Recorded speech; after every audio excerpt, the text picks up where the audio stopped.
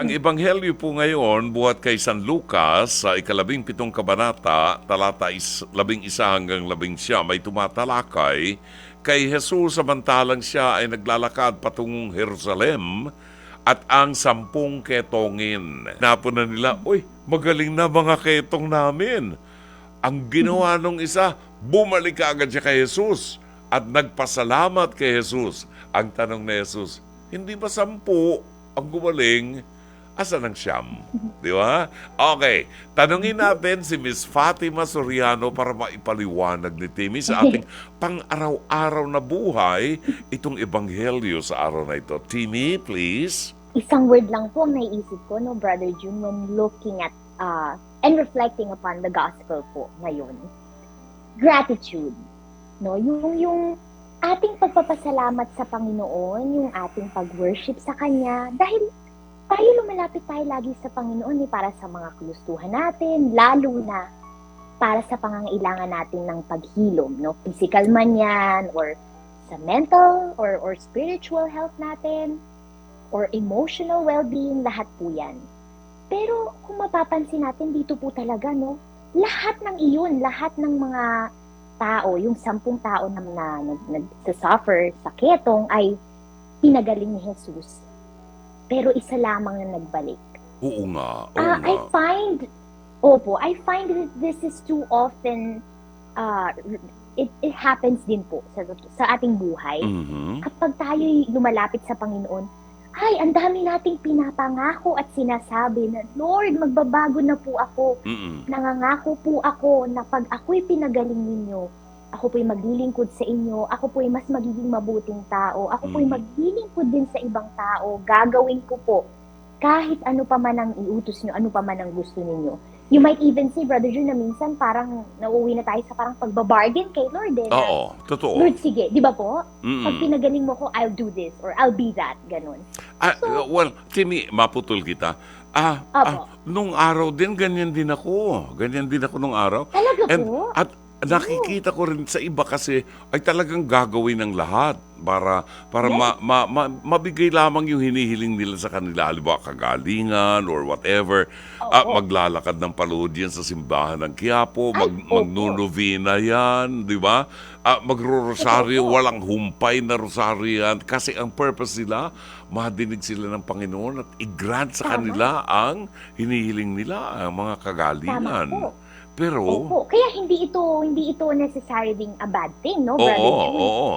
Pero, kapag tumakbo na ang kwento at naibigay na sa atin, Yun. sa ating paghingi, sa ating mataimtim na pagdalangin, no, kay Lord, Oo. pag tayo napagaling na, pag tayo nahilom na, what happens next?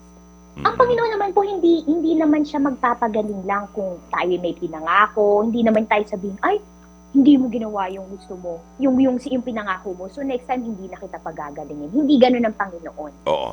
Pero once His healing touch has been upon us, nasaan na po yung ating, I think makakabuti para sa atin, Brother Jun, na alalahanin, pag tayo pinagaling na ng Panginoon, Mm-mm. lubos na lubos talagang sa Kanya na tayo. Oo. Sana magbalik tayo upang magpasalamat at mahalin natin ang Panginoon, hindi dahil lamang sa Kanyang pagpapagaling o sa Kanyang naibibigay, kundi dahil sa kung sino siya.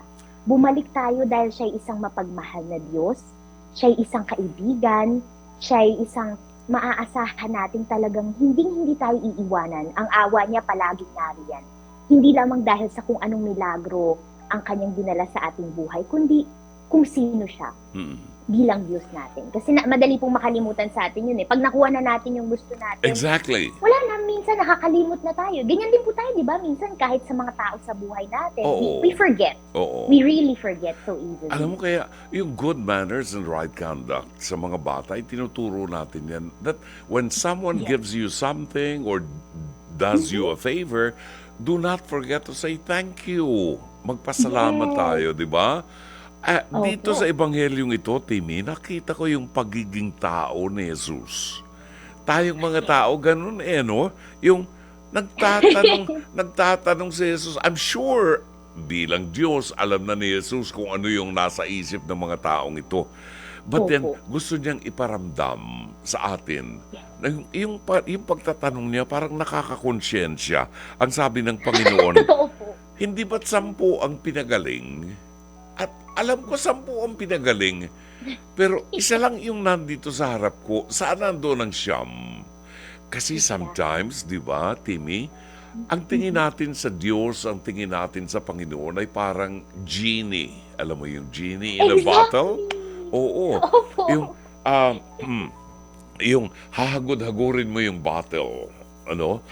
Kikis-kisin mo yung bottle para lumabas yung genie. At pag lumabas yung genie, sasabihin mo sa kanya, "Oh, genie, gusto ko nang sabihin ng genie, 3 bagay ang hilingin mo, ibibigay ko sa'yo." And tayo magre-request ng 3 bagay sa kanya. God is not like a genie. Hindi ganyan ang Diyos. Ang Diyos ang siyang lumalang sa atin. Ang Diyos ay nagmamahal sa atin. Ang Diyos Ama ay nagsugo sa kanyang bugtong na anak para ang buhay niya ay ialay niya para sa atin.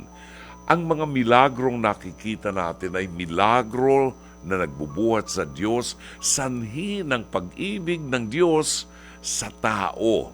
Ang problema, hindi natin mapasalamatan ng Diyos doon sa kanyang dakilang pag-ibig sa atin, and we consider it a responsibility of God to give Exactly. us, di ba, everything that we ask for.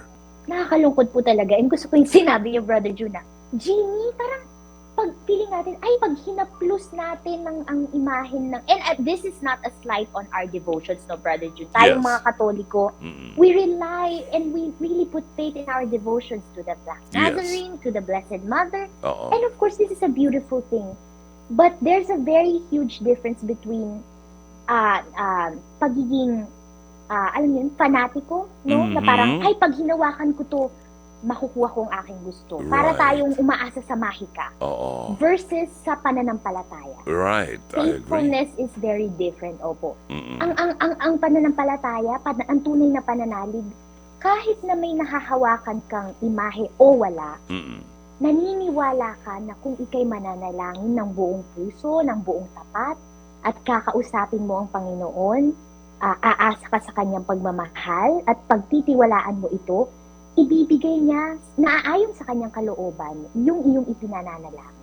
Oo. So I think yun po yung mahalagang tatandaan natin, na hindi ganun si Lord na, your wish is my command. Pagkatapos, pagka hindi niya naibigay, magtatampo tayo, Oo. magagalit tayo, Oo. na parang He owes us. Tama yung sinabi, na parang may utang siya sa atin. Mm-mm. Mm-mm. Gayong, that's the furthest thing from the truth, na tayo, yung lahat ibinigay niya sa atin, lahat ng pagmamahal. Hindi niya responsibilidad na bigyan tayo ng mga bagay na ito. Dahil He knows, di ba, we know, na sa ating mga pagkakasala, hindi natin deserve.